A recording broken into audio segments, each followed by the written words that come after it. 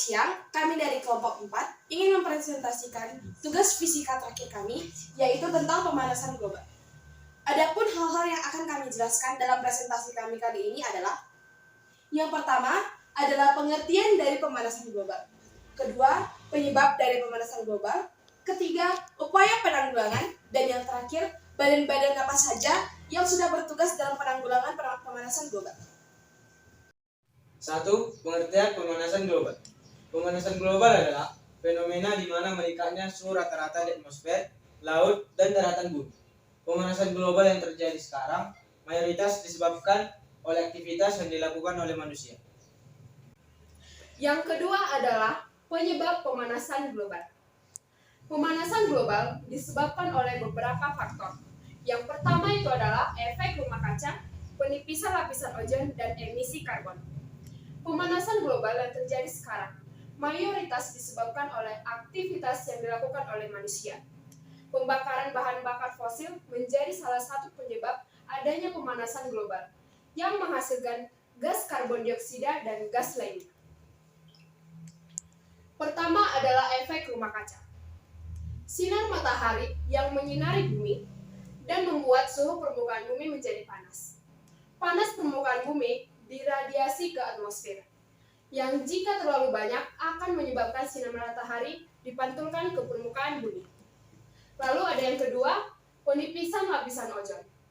Semakin hari, ilmu pengetahuan dan teknologi semakin berkembang, sehingga orang-orang masa kini banyak menggunakan air conditioner atau AC yang menghasilkan CFC yang tentunya berbahaya bagi lapisan ozon. Yang ketiga adalah emisi karbon. Emisi karbon merupakan gas-gas yang dikeluarkan dari hasil pembakaran senyawa yang mengandung karbon. Contohnya itu adalah gas CO2. Terdapat beberapa gas yang dapat meningkatkan risiko pemanasan global, seperti CO2, metana, nitrogen oksida, klorofluorokarbon, hidrofluorokarbon, dan sulfur heksafluoro. 3. Upaya penanggulangan pemanasan global. Jika tingkat meleleh gletser terus meningkat, maka kenaikan air laut akan berdampak pada sekitar 50 juta orang yang tinggal di kawasan rendah pantai dan kota-kota besar dunia, seperti London, New York, dan Shanghai. Fenomena lain yang terjadi ialah penurunan es di kutub utara sekitar 12% per dekade selama 40 tahun terakhir. Berikut adalah 10 cara mengatasi pemanasan global. Upaya pemerintah. Pada saat sekarang ini, upaya pemerintah dalam menanggulangi masalah-masalah yang timbul akibat pemanasan global sudah sangat banyak. Selanjutnya, upaya masyarakat. Masyarakat tentunya tidak lepas dari kewajiban mereka menjaga lingkungan sekitarnya. Sudah banyak gerak-gerakan yang dilakukan oleh pribadi ataupun kelompok orang. Hemat energi. Sebagian besar listrik dan panas dihasilkan dari batu bara, minyak, dan gas. Gunakan lebih sedikit energi dengan meminimalkan kebutuhan memanaskan dan mendinginkan suhu.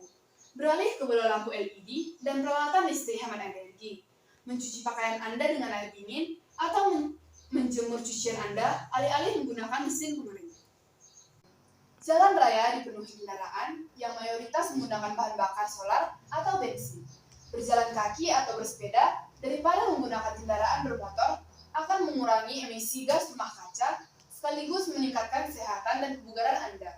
Untuk jarak yang lebih jauh, pertimbangkan untuk naik kereta atau bus. Selain itu, apabila memungkinkan, cobalah berbagi tumpangan. Memperbanyak makan sayur.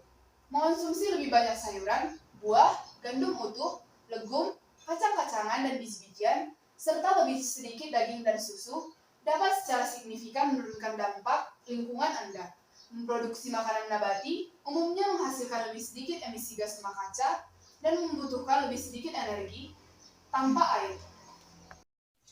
Selanjutnya adalah reduce, reuse, recycle, dan repair.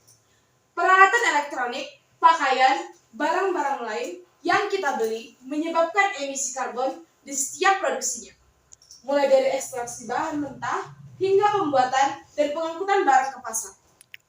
Untuk melindungi iklim kita, beli lebih sedikit barang, belanjalah barang bekas, perbaiki apa yang Anda bisa perbaiki, dan lakukanlah daur ulang. Selanjutnya adalah penggunaan panel surya. Tanyakan kepada perusahaan penyedia listrik, Anda, apakah listrik rumah Anda berasal dari minyak bumi, batu bara, atau gas? Jika memungkinkan, cari tahu apakah Anda dapat beralih ke sumber energi terbarukan seperti angin atau matahari. Yang selanjutnya adalah mengirit perjalanan berjauh. Pesawat terbang menggunakan banyak bahan bakar fosil, menghasilkan emisi gas rumah kaca yang sangat signifikan. Karena itu, menggunakan lebih sedikit transportasi udara dapat menjadi salah satu cara tercepat untuk mengurangi dampak lingkungan Anda. Yang terakhir, jika Anda berencana membeli mobil, pertimbangkan untuk membeli mobil listrik yang saat ini makin variatif dan murah di pasaran. Walaupun masih banyak menggunakan listrik yang dihasilkan dari bahan bakar fosil, mobil listrik membantu mengurangi populasi udara. 4. Badan Penanggulangan Pemanasan Global.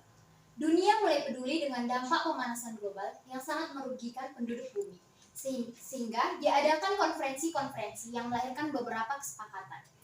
Yang pertama adalah WMO.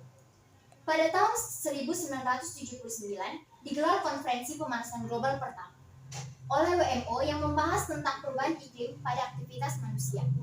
Poin pertama, pada tanggal 10-15 September 2012, di Mercure Convention Center Ancol, Jakarta, pemerintah Indonesia didaulat untuk menggelar konferensi meteorologi internasional. Poin kedua, konferensi tersebut membahas tentang pengembangan, implementasi, dan pelaksanaan sistem terintegrasi observasi data, processing, komunikasi, dan manajemen data, serta penyediaan layanan cuaca untuk publik antara negara maju dan negara berkembang. Kedua adalah IPCC. Organisasi ini didirikan untuk mengevaluasi resiko perubahan iklim akibat aktivitas manusia dengan meneliti semua aspek berdasarkan pada literatur, teknis atau ilmiah yang telah dikaji dan dipublikasikan. Yang ketiga adalah UNFCCC, merupakan sebuah perjanjian internasional yang dihasilkan di Rio de Janeiro pada stabilisasi konsentrasi gas rumah kaca di atmosfer pada level yang aman bagi kehidupan organisme dan memungkinkan terjadi adaptasi ekosistem. Yang terakhir adalah Protokol Kyoto. Protokol Kyoto adalah sebuah perjanjian internasional yang mengatur tata cara penurunan emisi gas rumah kaca sehingga tidak mengganggu sistem iklim bumi. Poin yang pertama, protokol ini diadopsi pada konferensi para pihak ketiga di UNFCCC yang diselenggarakan di Kyoto. Poin kedua, sebanyak 187 negara telah menandatangani dan meratifikasikan protokol Kyoto.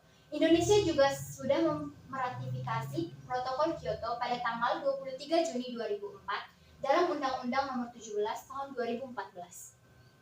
Kesimpulan, pemanasan global merupakan ancaman yang sangat besar bagi kelangsungan hidup manusia. Namun, kita dapat mencegah ataupun mengurangi risiko yang terjadi sebagai dampak dari pemanasan global. Mulailah menyadari bahwa tindakan sekecil apapun dapat menyelamatkan dunia ini. Mulailah dari diri sendiri, dan kemudian orang lain juga akan tergerak untuk melakukan hal yang sama. Mari kita selamatkan bumi kita. Demikian presentasi dari kelompok 4, kami ucapkan terima kasih.